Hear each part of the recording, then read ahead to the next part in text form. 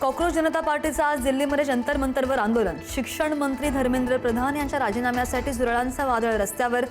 संस्थापक अभिजित तिपके दिल्लीमध्ये दाखल।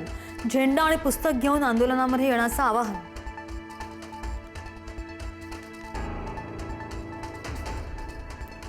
कॉक्रोच जनता पार्टीच्या आंदोलनाला परवानगी। दिल्लीमध्ये जंतर मंतरवर आंदोलन करण्याची पोलिसांकडून परवानगी। संध्याकाळी 5 वाजेपर्यंत आंदोलनाची परवानगी।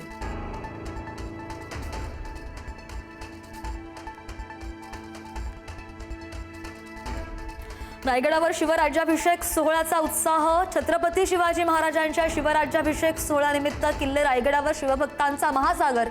देशाच्या कानाकोपऱ्यातून दऱ्याखोऱ्यांमधून लाखो शिवभक्त रायगडावर।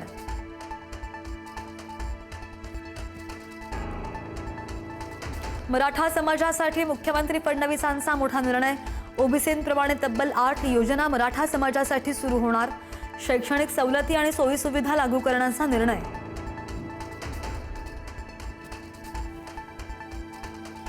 मराठा आंदोलक मनोज जरांगेंनी मानले मुख्यमंत्री फडणवीसांचे आभार।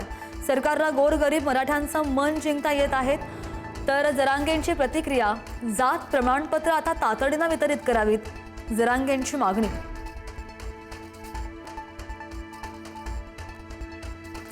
ठाकरेंच्या सेनेचे वैभव नाईक रत्नागिरी एसीबीच्या चौकशीच्या फेऱ्यात। अपसंपदा प्रकरणी रत्नागिरी एसीबी कार्यालयाकडून कणकवली नगरपंचायतीला पत्र। खरेदी केलेल्या 2 गाळ्यांसंदर्भात मागवली माहिती।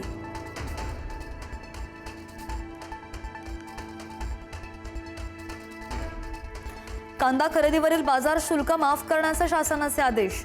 बाजार समिती प्रशासनाला तातडीने अंमलबजावणीच्या सूचना। कांदा खरेदीवर शुल्क न आकारण्याचे बाजार समित्यांना आदेश।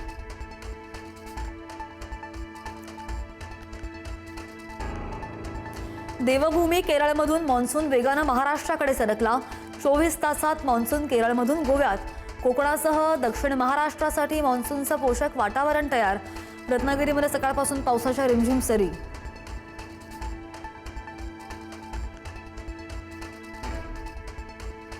मुंबईला पाणी पुरवठा करणाऱ्या तलावांमध्ये 14%च पाणी। पाऊस लांबल्यास मुंबईकरांवरील पाणी संकट गडद होण्याची शक्यता।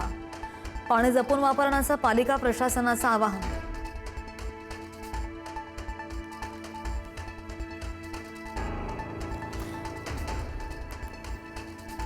केस कटिंग आणि दाढी करणं आता महागलं। सलूनच्या दरांमध्ये 20% वाढ। आजपासून राज्यभरात दरवाढ लागू।